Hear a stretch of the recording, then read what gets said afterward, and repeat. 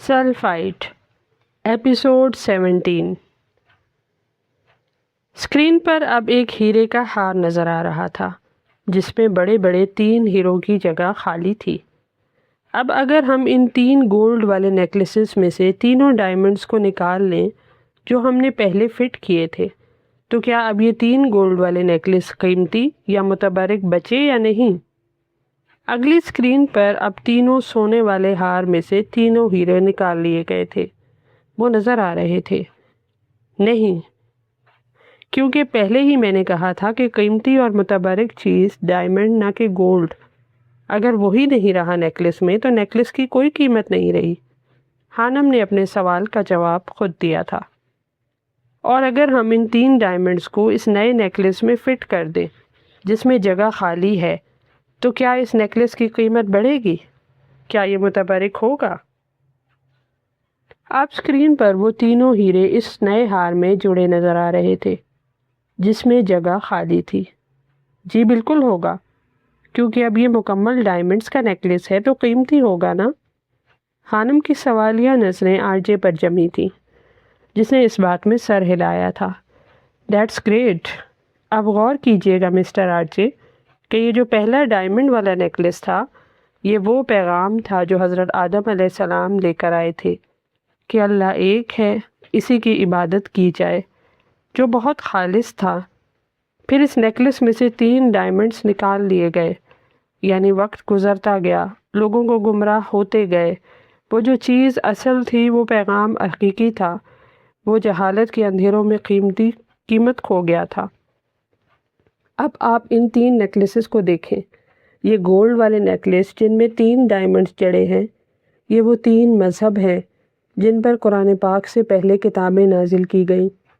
ان میں جڑے ڈائمنڈز اس بات کی نشاندہی کرتے ہیں متبرک، خالص اور حقیقی پیغام ان میں بھی ایک ہی تھا، یعنی اللہ ایک ہے، صرف اسی کی عبادت کی جائے۔ اور جو گولڈ جڑا ہے وہ اس بات کی نشاندہی کرتا ہے کہ یہ مذہب خالص نہیں رہے۔ وقت کے ساتھ لوگوں نے ان میں اپنی مرضی سے تبدیلیاں کی اور ان کی قیمت کم ہو گئی، لیکن چونکہ ڈائمنڈز ابھی بھی جڑے تھے تو ظاہر تھا کہ یہ پیغام اللہ کا ہی تھا جسے توڑ مروڑ کر عجیب و غریب شکل دے دی گئی ہے۔ وہ سانس لینے کو رکی تھی۔ اسٹوڈنٹس دم سادے سے سن رہے تھے۔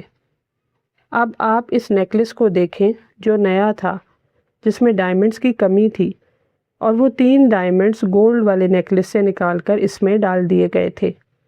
یہ نیا نیکلس دین اسلام ہے جو تبدیلیوں سے گزرا ہے۔ آپ نے خود کہا کہ یہ قیمتی اور متبرک ہے۔ اس نیکلس میں جو 3 ڈائمنڈز لگے ہیں وہ پچھلے مذاہب کی تصدیق کرتے ہیں اور اس بات کا اقرار کرتے ہیں کہ پہلے بھی پیغام ایک تھا، یعنی اللہ ایک ہے، اور اب بھی پیغام ایک ہی ہے، یعنی اللہ ایک ہے، صرف اسی کی عبادت کی جائے۔ چونکہ یہ نیکلس پورا کا پورا ڈائمنڈز کا ہے، بے شک یہ تبدیلیوں سے گزرا ہے، لیکن یہ قیمتی ہے، متبرک ہے، خالص اور حقیقی ہے۔ یہ ہے تبدیلیوں سے گزر کر آخر میں آنے والے دین اسلام کی حقیقت۔ خانم نے ایک گہرا سانس لیا تھا۔ اس کی نظریں آرجے پر جمی تھیں۔ گڈ۔ بے اختیاری میں آرجے کے منہ سے نکل گیا تھا۔ وہ کمال کا لاجک لائی تھی، نہ سائنس کا حوالہ دیا تھا، نہ کوئی آیت لے کر آئی تھی، وہ اسے اسی کے انداز میں سمجھا گئی تھی۔ آپ کا لاجک اچھا ہے مس ام خانم۔ ہال میں چھائی خاموشی کو آرجے نے توڑا تھا۔ اسٹوڈنٹس کو جیسے سانپ سونگھ گیا تھا۔ لیکن ابھی بھی میرے بہت سے سوال ہیں۔ اس مذہب میں بہت سے جھول ہیں جن کے مجھے جواب چاہیے۔ ضرور ملیں گے مسٹر آرجے۔ چونکہ اس سیشن کا وقت ختم ہو چکا ہے، آپ کے باقی سوالوں کے جواب اگلے سیشن میں ملیں گے۔ عثمان ملک نے آگے بڑھ کر اسے ٹوکا تھا۔ آرجے کی تیوری چڑھی تھی۔ اسے اپنے اور خانم کے درمیان مداخلت کرنا عثمان ملک کا برا لگ رہا تھا۔ کمال کر دیا آپ نے خانم، کیا آپ میری ٹیم کا حصہ بنیں گی؟ عثمان ملک ستائشی نظروں سے خانم کو دیکھ رہا تھا۔ خانم کا جواب سننے سے پہلے آرجے ہال سے باہر نکل گیا تھا۔ مسٹر آرجے بات سنیں، آپ کے ذہن میں ایسے سوالات کہاں سے آتے ہیں؟ اسٹوڈنٹس کا ہجوم اس کے پیچھے بھاگا تھا۔ میں اس قابل نہیں ہوئی کہ ابھی آپ کی ٹیم کے ساتھ چل سکوں، خانم نے مسکرا کر جواب دیا تھا۔ اسٹیج پر بیٹھی نیلم، جو کہ عثمان ملک کی ٹیم کی ہیڈ اور اس کی چہیتی تھی، اس وقت جل کر راکھ ہو گئی تھی۔ آپ ہی تو اس قابل ہیں مس ام خانم، آپ سوچ لیں، میں انتظار کروں گا۔ وہ بضد تھا۔ اس سے پہلے خانم کچھ بولتی، مہرو آندھی طوفان کی طرح اس کی طرف بڑھی تھی۔ تم ادھر مرو ہانی، وہ اسے کھینچتے ہوئے لے گئی تھی جبکہ عثمان ملک دیکھتا رہ گیا تھا۔ آخر اس ام خانم میں اتنا کانفیڈنس کہاں سے آیا ہے؟ اسٹوڈنٹس کے ہجوم میں گھرے آر جے کا ذہن کہیں اور الجھا تھا۔ اس نے مہرو اور خانم کو ڈپارٹمنٹ سے باہر جاتا دیکھا تھا۔ بتاؤ نا آر جے، آپ کا دماغ اتنا تیز کیسے چلتا ہے؟ ایک لڑکی نے کسی اینکر کی طرح اس سے سوال کیا تھا۔ بہن جی، میرا دماغ ہے، آہستہ چلے، تیز چلے، ڈبل سپیڈ سے چلے، الٹا گھومے یا نہ چلے، اینی پرابلم؟ آر جے کی پیشانی پر بل پڑے تھے۔ وہ تنگ آ گیا تھا لوگوں کے سوالات سے۔ وہ ایک جھٹکے سے آگے بڑھ گیا جبکہ لڑکی اپنا سا منہ لے کر رہ گئی تھی۔ بدتمیزی کی ساری حدیں مسٹر آر جے پر آ کر ختم ہوتی ہیں۔ وہ بڑبڑائی اور پھر دور جاتے آر جے کو دیکھا تھا۔ تم نے جواب کہاں سے ڈھونڈے ہانی؟ مجھے تو یقین نہیں آ رہا کہ یہ تم ہی ہو۔ مہرو ابھی تک شاکڈ تھی۔ طلاق والا جواب میں نے بہت سرچ کیا، انٹرنیشنل اسکالرس کو سنا، تب جا کر مجھے لاجک سمجھ میں آیا کہ آر جے کو کیسے قائل کرنا ہے۔ جب مجھے لاجک کی سمجھ آئی، پھر میں نے دین والی اور تھیسیس کے جہاز والی بات میں اپنا دماغ لگایا اور بالآخر میں نے پا لیا۔ وہ مسرور سی بتا رہی تھی۔ وہ دونوں ہاسٹل جا رہی تھیں۔ شام کے 6 بجنے والے تھے۔ سورج غروب ہونا شروع ہو چکا تھا، لیکن اتنے اطمینان اور اعتماد سے جواب دیا تم نے، پہلے تو تم ایسی نہیں تھی۔ مہرو کو جانے کس بات کا صدمہ لگا تھا۔ اسے یقین نہیں آ رہا تھا جو ابھی اندر لوگوں کو قائل کر رہی تھی وہ ہانی ہی تھی۔ اس کی بات سن کر ہانی مسکرائی تھی اور اس کا ذہن پیچھے کہیں بھٹکا تھا۔ یہ پچھلے ویکنڈ کی بات تھی جب وہ گھر گئی تھی۔ وہ آر جے کے سوالات کو لے کر پریشان تھی۔ اسے سمجھ نہیں آ رہا تھا کہ اس نے حامی تو بھر لی تھی، لیکن جواب کیسے دے گی؟ وہ مغرب کی نماز کے بعد لان میں بیٹھی تھی، کرسی سے ٹیک لگائے، آنکھیں بند کیے۔ اس کے چہرے پر پریشانی واضح تھی۔ کیا ہوا ہانی بیٹا، سب خیریت ہے نا؟ اچانک اس کے کانوں سے ہمدان انکل کی آواز ٹکرائی تھی۔ وہ چونک کر سیدھی ہوئی تھی۔ ارے انکل، آپ بیٹھیں پلیز۔ خانم کے کہنے پر وہ اس کے سامنے والی کرسی پر براجمان ہو چکے تھے۔ یہاں اکیلی کیوں بیٹھی ہو؟ کوئی پریشانی ہے؟ وہ پوچھ رہے تھے۔ نہیں، ایسی کوئی بات نہیں ہے۔ وہ زبردستی مسکرائی تھی۔ لیکن بیٹا، پریشانی آپ کے چہرے سے واضح ہے۔ وہ ایک تجربہ کار انسان تھے، فوراً سمجھ گئے تھے۔ انکل، اگر ایک سائنس کا پیروکار آپ کے مذہب پر سوال اٹھائے اور آپ کو لاجک کے فلسفے میں الجھا دے تو اس کو کیسے جواب دینا چاہیے؟ وہ پوچھ رہی تھی۔ بیٹا، پہلے تو یہ سمجھیں کہ وہ چاہتا کیا ہے، پھر اس کے سوالات پر دھیان دیں، نوٹ کریں اسے کیا چیز پریشان کرتی ہے، پھر اس کی منطق کو سمجھنے کی کوشش کریں کہ وہ کیسے قائل ہو سکتا ہے، پھر کائنات سے نشانیاں ڈھونڈیں اور اسے اسی کے انداز میں جواب دیں۔ وہ سمجھا رہے تھے۔ اور انکل، ان سب کے لیے مجھے کیا کرنا ہوگا؟ سوچنا ہوگا جوابات کے متعلق۔ اگر ایک انسان سوالات کی کھوج میں رہتا ہے تو دوسرے کو جوابات تلاش کرنے چاہیے۔ اگر وہ انسان آپ کو سوالوں میں الجھاتا ہے تو آپ اسے جوابات میں الجھا دیں۔ کیا کمال لاجک بتایا تھا ہمدان انکل نے اسے۔ وہ سمجھ کر مسکرا دی تھی۔ جو انسان کائنات کو جتنا تسخیر کرنا چاہے گا، یہ اس انسان کے لیے اتنی ہی کھلتی جائے گی، یہ راز افشا کرتی جائے گی۔ وہ پتے کی بات کر رہے تھے۔ خانم نے اس بات میں سر ہلا دیا تھا۔ اور قرآن پاک میں ارشاد ہے، یقیناً آسمانوں اور زمین کی پیدائش میں اور شب و روز کے باری باری آنے جانے میں اہل عقل کے لیے بہت سی نشانیاں ہیں۔ سورہ آل عمران 190۔ اس آیت میں اللہ تعالیٰ نے لوگوں کو اس کائنات میں غور و فکر کی ترغیب دی ہے کہ کائنات کی نشانیوں سے بصیرت حاصل کریں، اس کی تخلیق میں غور و فکر کریں۔ اس کے لیے لفظ آیات کو مبہم رکھا اور یہ نہیں کہا کہ اس میں فلاں فائدہ ہے، کیونکہ ان فوائد اور آیات کی اقسام ہی بہت زیادہ ہیں۔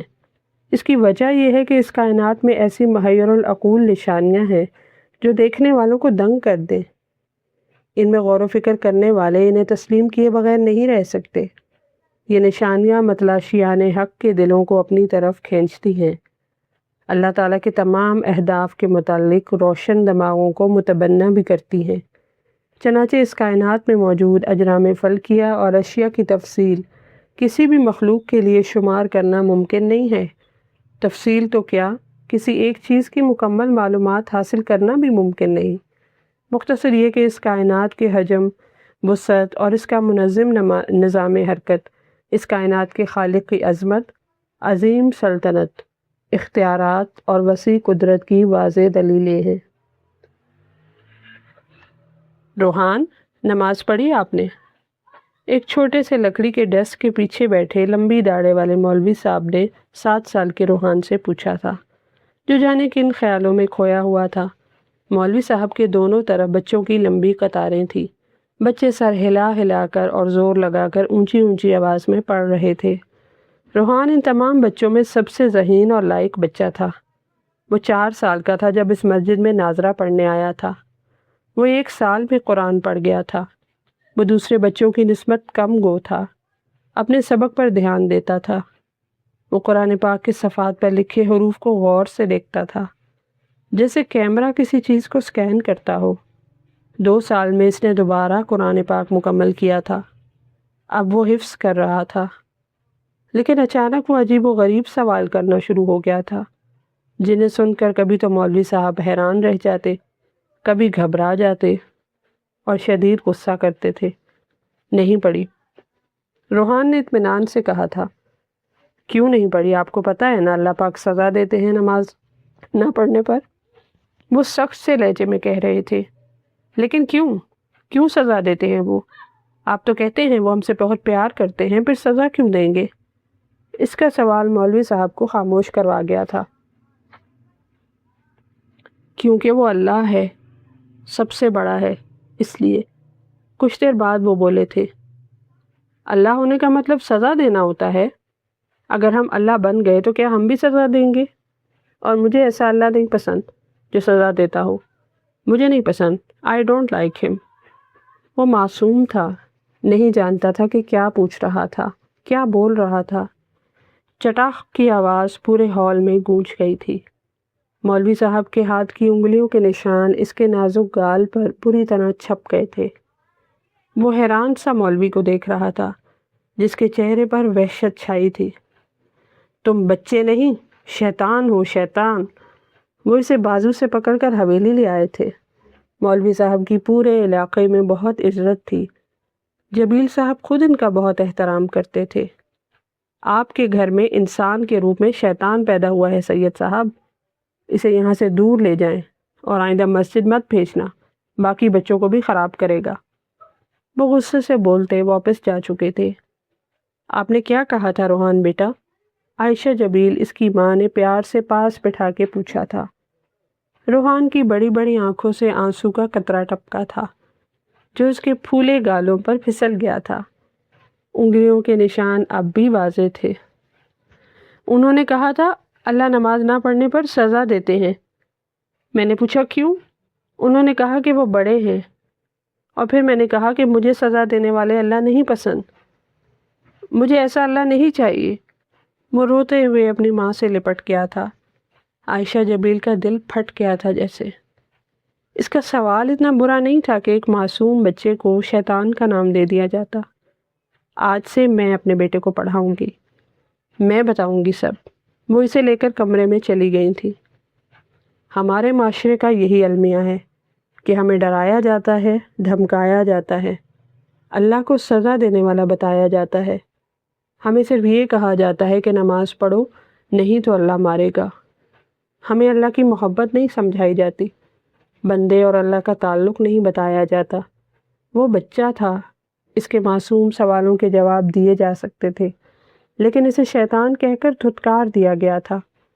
کسی نے نہیں سوچا تھا ان سب کے سخت الفاظ واقعی سے اللہ سے بہت دور اور اس کا انکار کرنے والا بنا دیں گے۔ یہ نہیں بتایا جاتا وہ تو سب سے زیادہ پیار کرنے والا بھی ہے غفور الرحیم ہے۔ وہ دونوں ڈپارٹمنٹ سے سیدھا STC آئی تھیں۔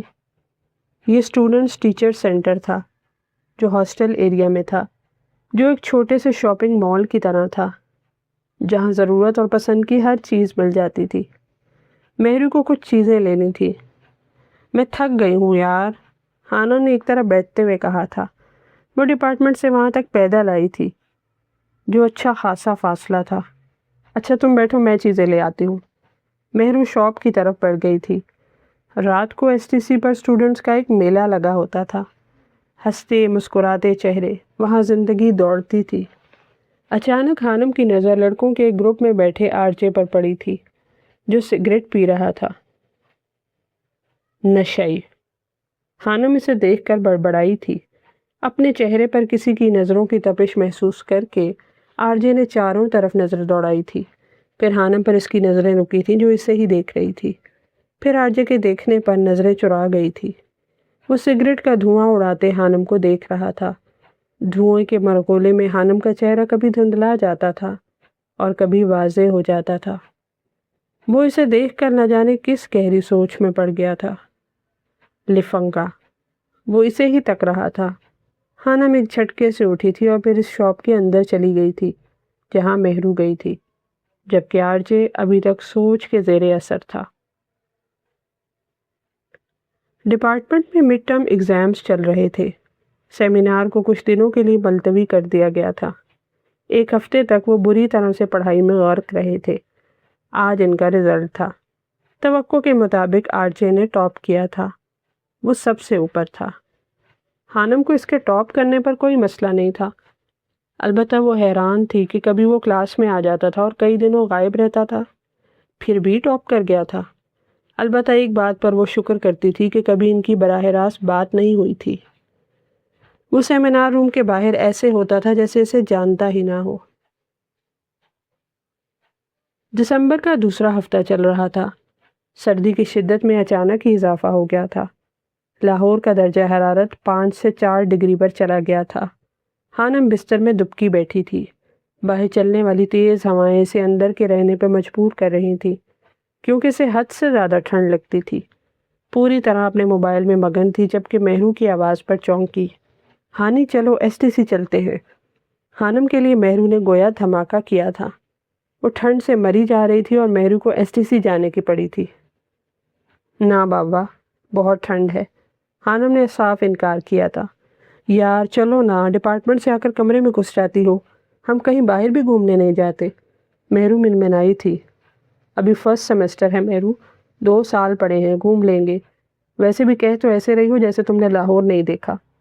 دیکھا ہے یار، لیکن ہم دونوں تب ساتھ نہیں تھی نا، اور میں اچھے سے جانتی ہوں یہ 2 سال بھی ایسے ہی گزر جائیں گے، تمہیں تو فرق نہیں پڑنے والا۔ ہانم کافی انٹروورٹ قسم کی لڑکی تھی۔ اپنے کمرے میں رہنا، گوگل پر چیزیں سرچ کرنا، کتابیں پڑھنا، یہ اس کا اولین مشغلہ تھا۔ اسے باہر گھومنا پھرنا ایک حد تک اچھا لگتا تھا۔ وہ ان چیزوں کے لیے پاگل نہیں تھی، نہ وہ زیادہ سوشل تھی۔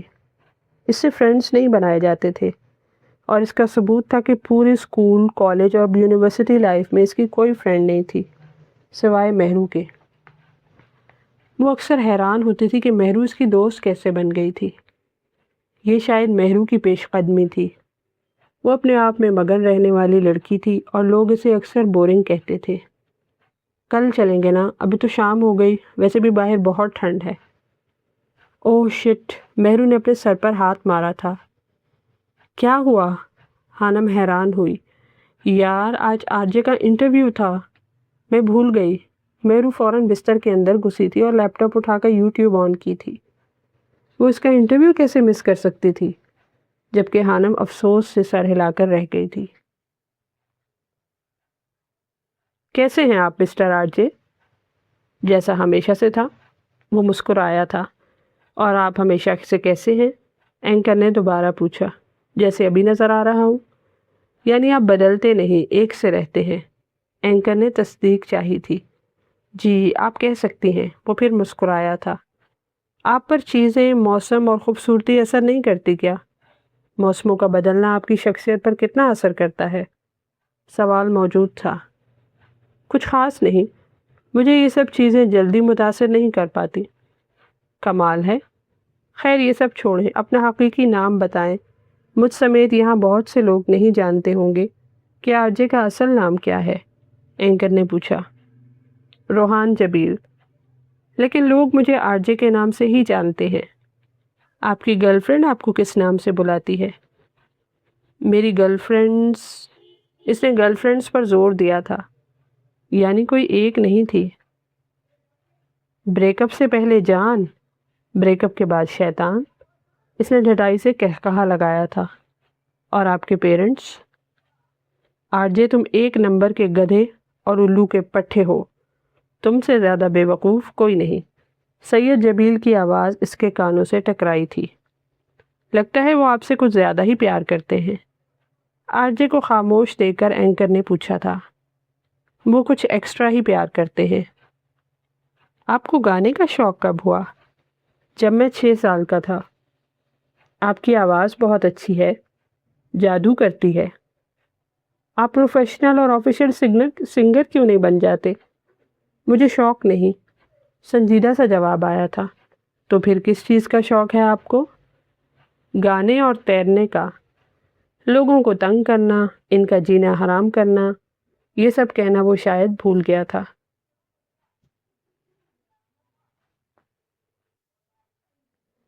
یہ گدھا مجھ سے مار کھائے گا۔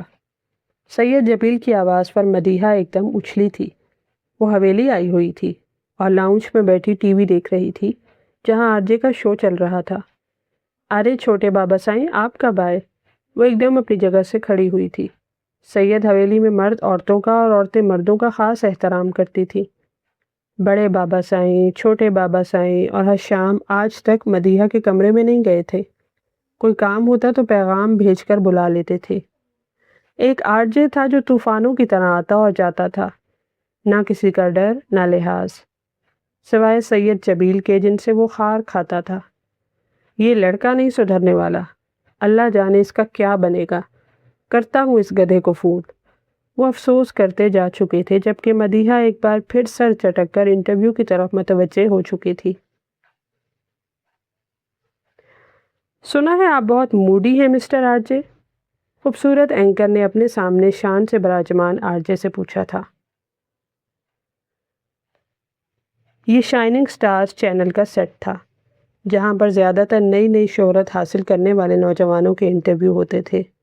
اینکر صنم پچھلے کئی مہینوں سے آرجے کو انٹرویو کے لیے بلا رہی تھی، جو مسلسل انکار کر رہا تھا۔ اسے شہرت کا زیادہ شوق نہیں تھا، وہ یہ چیز پروفیشنل سنگر بن کر بھی حاصل کر سکتا تھا۔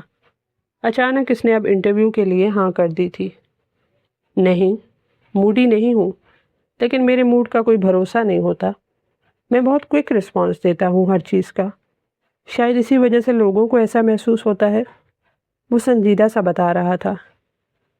فرض کریں مسٹر آرجے کہ آپ کو کسی سے محبت ہو جاتی ہے، کسی سے بھی، کیا ہو سکتی ہے؟ نو، نیور۔ لیکن میں 1000 محبتیں کر چکا ہوں۔ وہ ہنسا تھا۔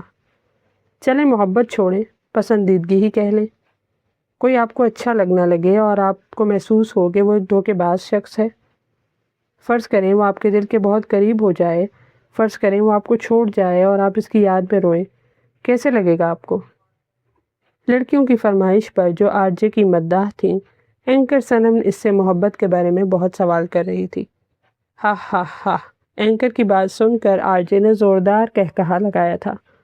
وہ ہنسا تھا اور پھر ہنستا چلا گیا تھا۔ ویری انٹرسٹنگ، بہت دلچسپ ہوگا یہ سب، مجھے اچھا لگے گا اگر ایسا ہوا تو۔ انفیکٹ میں چاہوں گا اب ایسا ہو۔ وہ بے تحاشا ہنس رہا تھا، اس کی آنکھیں چمک رہی تھیں جن میں بہت زیادہ ہنسنے کے باعث اب نمی سی پھیل گئی تھی۔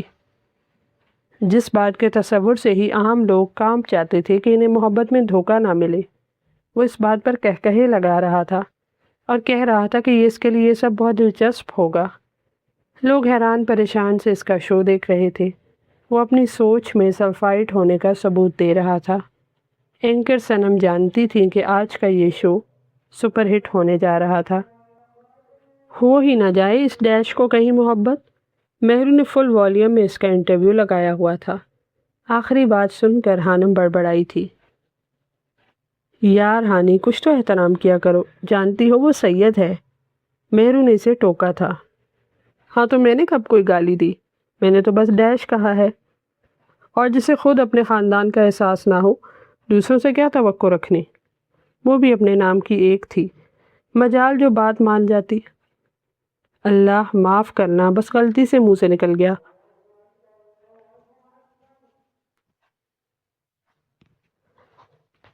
اللہ معاف کرنا، بس غلطی سے منہ سے نکل گیا، ورنہ آپ جانتے ہیں میں ہر انسان کی عزت کرتی ہوں۔ وہ اب دل ہی دل میں اللہ سے معافی مانگ رہی تھی۔ مکی اور آر جے سینٹرل پلازا کے سامنے گاڑی میں بیٹھے تھے۔ مکی کی نظریں بار بار پلازا کی طرف اٹھ رہی تھی جہاں سے ان کے دوست نے باہر آنا تھا۔ وہ اسی کا انتظار کر رہے تھے۔ دیکھتے ہی دیکھتے مکی اچانک چونکا تھا۔ اسے گاڑی سے کچھ فاصلے پر ایک پیزا ہٹ کی طرف جاتی ہوئی مہرو اور خانم نظر آئی تھی۔ یہ یہاں کیا کر رہی ہیں؟ انتہا کی دھند پڑ رہی تھی۔ مہرو اور خانم دونوں گھٹنوں تک آتے کوٹ پہنے بھالو لگ رہی تھی، لیکن پھر بھی مکی نے انہیں پہچان لیا تھا۔ یہ مہرو کبھی سکون سے نہیں بیٹھ سکتی۔ مکی کی تیوری چڑھی تھی۔ تمہیں کس بات کی فکر ہو رہی ہے؟ تمہاری ہونے والی زوجہ ہے کیا مہرو؟ آجے نے اپنی ہی بات پر چھت پھاڑ کہکہا لگایا تھا۔ میری ہونے والی زوجہ ہو یا نہ ہو، لیکن تمہاری قانونی وائف اسی کے ساتھ ہے، مکی نے تپ کر کہا تھا۔ اس کا اشارہ خانم کی طرف تھا۔ آرجے نے چہرہ اسی کی جانب کر کے دیکھا تھا۔ وہ واقعی وہی دونوں تھی۔ منہ بند رکھو مکی، آرجے نے سنجیدہ سے لہجے میں کہا تھا۔ جب بات خود پر آتی تھی تو وہ سیریس سا ہو جاتا تھا۔ ویسے میں حیران ہوں، اچھی خاصی لڑکی ہے خانم، ابھی تک یونیورسٹی میں یا باہر کوئی بوائے فرینڈ نہیں بنایا اس نے؟ پرسوچ سے لہجے میں کہہ رہا تھا۔ کیوں تمہارا دل کر رہا ہے اس کا بوائے فرینڈ بننے کو؟ آرجے کے لہجے میں بلا کی کاٹ تھی۔ نہیں، میری اتنی مجال کہ میں آرجے کی قانونی وائف کی طرف میلی آنکھ سے دیکھوں؟ مکی کھسیانی ہنسی ہنسا تھا۔ اچھی بات ہے، 200 قدم دور رہنا اس سے۔ آرجے کی بات پر مکی نے چونک کر اسے دیکھا تھا۔ اسے سمجھ نہیں آیا تھا کہ آرجے نے مذاق کیا تھا یا سچ میں وہ سنجیدہ تھا۔ اس سے پہلے وہ کچھ کہتا ان کا دوست واپس آ گیا تھا اور آرجے نے بنا کچھ پوچھے گاڑی آگے بڑھا دی تھی۔